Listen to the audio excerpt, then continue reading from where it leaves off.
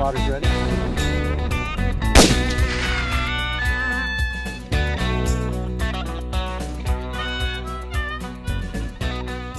Dave, you've got a deer out there. It's a white steel deer at 400 yards. Yep, I've got him. Okay, great.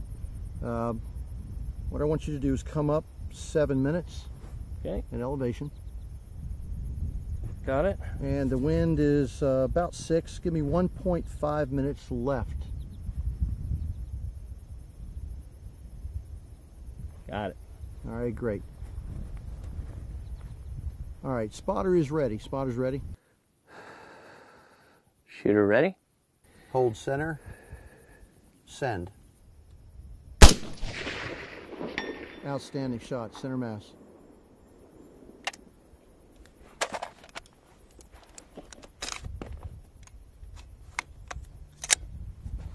Thanks. Outstanding, buddy. All right. What you just saw there was communication between a spotter and a shooter. Now, this is traditionally seen in the military, but it's something that can be great fun on your next hunt. Say you're out hunting prairie dogs, or maybe you're going on that first western whitetail or elk hunt, and you have to start shooting out at distances where you're going to have to dial dope on your scope, get a wind call, and then make a great first shot. Hi, my name's Dave Miles. I'm with the National Shooting Sports Foundation, and with me is Rod Ryan, and Rod is the owner of Storm Mountain Training Center right here in Elk Garden, West Virginia. Rod, let's talk about the communication cycle that we just went through, why it's important, and what you need to do. Great. The most important part is for the shooter to be relaxed and have to pay nothing more to attention to anything other than the shot itself. If you've got a guy with you, he can spot, he knows how to call wind, he knows how to get range out of the target, then he can give that information directly to you, and you can concentrate on what your skill set is, which is pulling that trigger properly. The first thing I have to do is get the range to the target, get you to come up on your elevation properly, and you can do that by dialing like we did, or you can do holds based on mill reticles, things like that. And then I have to take a look at the wind conditions. In our case, it was 6 miles per hour, left to right, full value, which means at the range we're at, which is 400, that would have had the most impact on that bullet down range. And we moved you left 1.5 minutes, and that was into the wind, okay? And you fired a perfect shot. It went dead center, exactly where we wanted to see it hit. The concept is I do all the looking, the seeing, and the calculations for you. You concentrate on doing the trigger work, and we work as a team to get that shot done.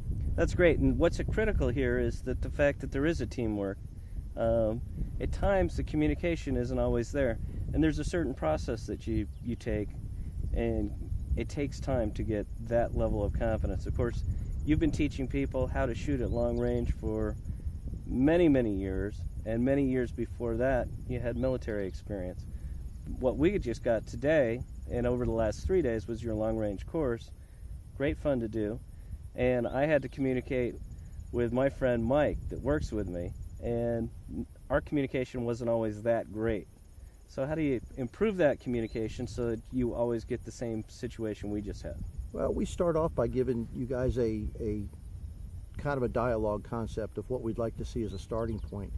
In the end, what it comes down to is if you two can communicate together. You don't have to use the exact verbiage and words that we ask you to use. Hold, send. But as long as you two are talking the same language and you get the point across, it works great. For us, we identify the target, we identify the wind, we get that dialed onto the gun properly. You're applying all the fundamentals of marksmanship that you've been taught here and at the past, and I take a look at the wind conditions, and I let you know that I'm ready to go. I'm watching that animal. If you shoot and hit in our concept, that's great, but if you shoot and miss, since the recoil pulse of the firearm is hitting your shoulder pretty good, you're not going to be able to see where you missed the target.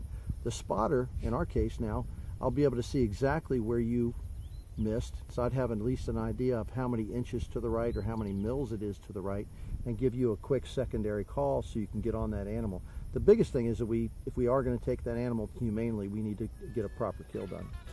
How do you get that level of communication with your friends if somebody's interested? Well, we've got to get on the range and do it. You've got to practice. Excellent. There you have it. If you want to get good at working as a team, you got to head to the range as a team. If you're looking for a place to shoot, visit our website, wheretoshoot.org. And when you're on the range or in the field, remember, firearm safety depends on you.